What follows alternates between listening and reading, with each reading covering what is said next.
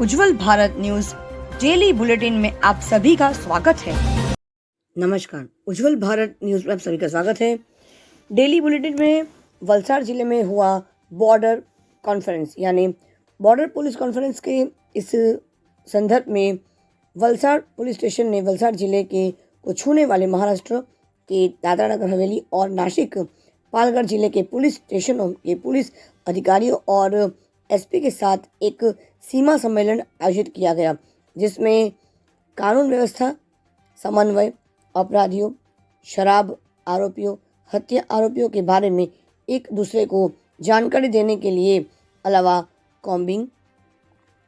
मादक पदार्थों की तस्करी को रोकने में एक दूसरे की मदद करने सहित विभिन्न मुद्दों पर चर्चा की गई।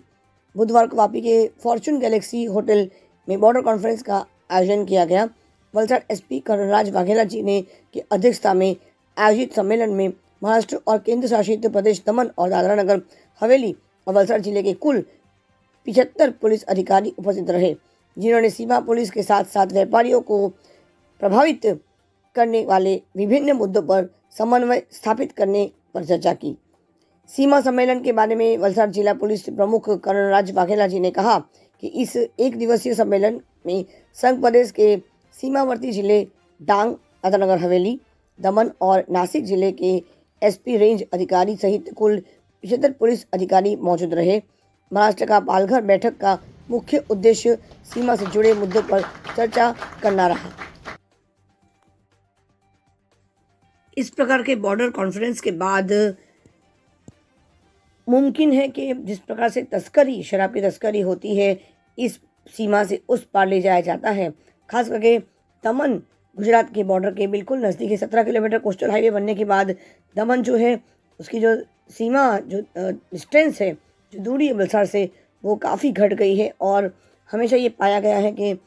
वलसाड़ में शराब की तस्करी बार बार की जाती है। लेकिन इस प्रकार के बॉर्डर कॉन्फ्रेंस के बाद अब और ज़्यादा पुलिस कार्रवाई और पुलिस की निगरानी और ज़्यादा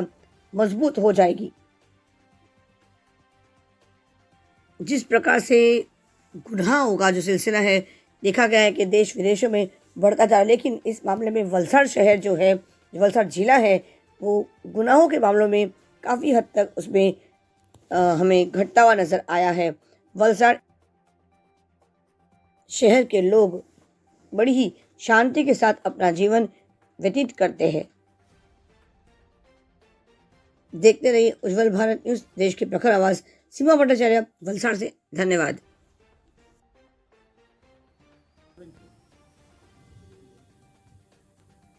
સર, આજે જે મીટિંગ યોજી છે એના પાછળનો હેતુ શું ને કયા કારણસરથી આ બોર્ડરની મીટિંગ યોજવામાં આવી છે? ગુજરાત રાજ્યના માન્ય ગૃહ રાજ્યમંત્રી શ્રી હર્ષ સંઘવી સાહેબ અને માન્ય ડીજીપી સાહેબની સૂચનાઓ અને આઈજી રેન્જ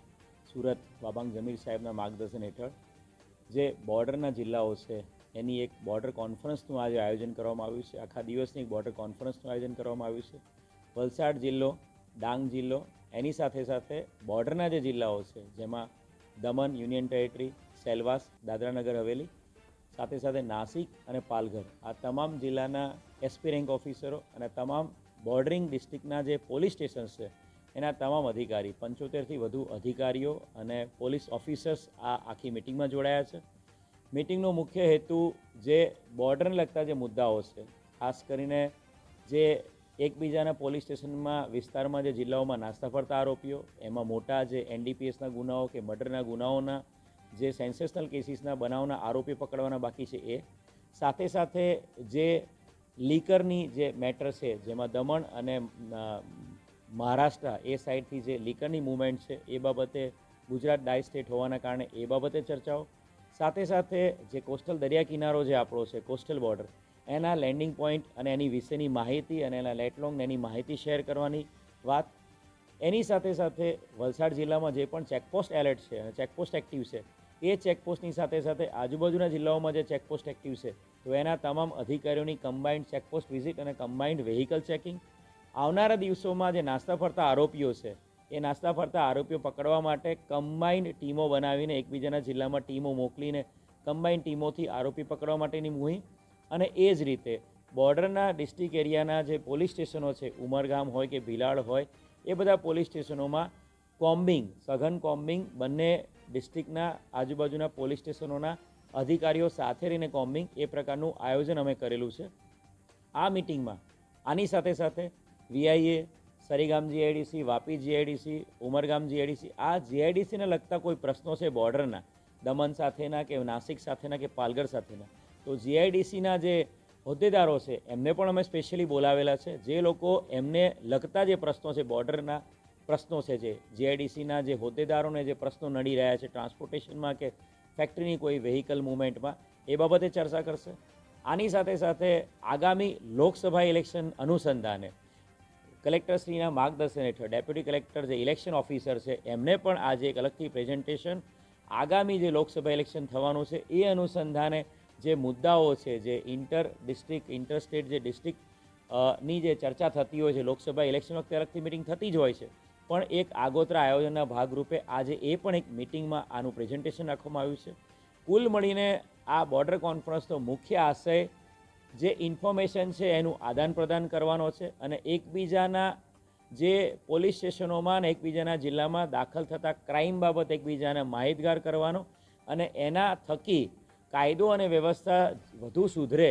અને કાયદો અને વ્યવસ્થાના કોઈપણ પ્રોબ્લેમમાં, કોઈપણ પ્રકારના લો એન્ડ ઓર્ડરના પ્રોબ્લેમમાં આજુબાજુના ડિસ્ટ્રિક્ટ અને આજુબાજુના પોલીસ સ્ટેશનની પોલીસ મદદમાં આવે અને એકબીજાના સહકારથી સંકલનથી કામ કરે, એ પ્રકારના આશયથી આ મિટિંગનું આયોજન કરવામાં આવ્યું છે અને આ મિટિંગના બધા જ અધિકારીઓ સફળતાપૂર્વક ભાગ લઈ રહ્યા છે. આગામી 31ને લઈને કઈ રીતનું આયોજન છે અને વલસાડ જિલ્લા સહિત સમગ્ર ગુજરાતમાં દારૂબંધીનું ચુસ્ત પાલન કરવા કઈ રીતનું છે? આગામી 31મી ડિસેમ્બરની જે તૈયારીઓ છે એ બાબતે પણ આજે ચર્ચા થવાની છે અને મેં કહ્યું એ પ્રમાણે ચેકપોસ્ટ ઉપર કમ્બાઇન્ડ વ્હીકલ ચેકિંગ આગામી દિવસોમાં સામસામેના દમણની સાથે ઉમરગામનું ચેકિંગ થશે, એ જ રીતે નાસિકની સાથે ભિલાડનું ચેકિંગ થશે, પાલઘર સાથે, એમ બંને પોલીસ સ્ટેશનની, બોર્ડરિંગ પોલીસ સ્ટેશનની ટીમો ચેકપોસ્ટ ઉપર વ્હીકલ ચેકિંગ કરશે. સમગ્ર વલસાડ જિલ્લામાં જે હાલ કાર્યરત 18 ચેકપોસ્ટ છે એની ઉપરાંત અન્ય 20 જેટલી ચેકપોસ્ટ ઊભી કરવામાં આવશે. કુલ મળીને 35 જેટલી ચેકપોસ્ટ ઊભી કરવામાં આવશે. દરેક ચેકપોસ્ટ ઉપર અધિકારીઓને ડિપ્લોય કરવામાં આવશે. એસઆરપીની એક કંપની પણ અલગથી ડીજીપી સાહેબે અમને ફાળવેલી છે. એ કંપનીનો પણ પારડી છે, ધરમપુર છે, ભિલાડ છે, પોલીસ સ્ટેશનનો ઉપયોગ કરવામાં આવશે અને અત્યારથી જ અમે મીડિયાના મિત્રોના માધ્યમથી વલસાડ જિલ્લાની અને આજુબાજુના જિલ્લાઓમાંથી જે બહાર પાર્ટી માટે કે કોઈપણ જતા એ તમામ લોકોને નમ્ર વિનંતી કરીશું કે ભાઈ આવા કોઈપણ પ્રકારની પ્રવૃત્તિમાં જો આપ લિપ્ત મળી આવશો તો આપની વિરુદ્ધમાં કાયદેસરની કાર્યવાહી કરવામાં આવશે. વલસાડ જિલ્લાના તમામ અધિકારીઓ એ 28, 29, 30, 31 એ તમામ દિવસોમાં બોર્ડર ચેકપોસ્ટ ઉપર એલર્ટ રહેશે.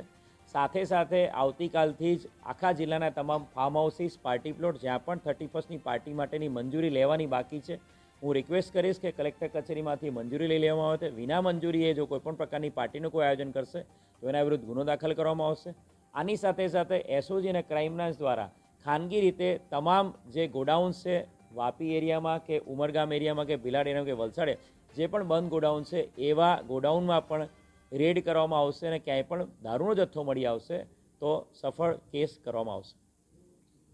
ચલો હિન્દી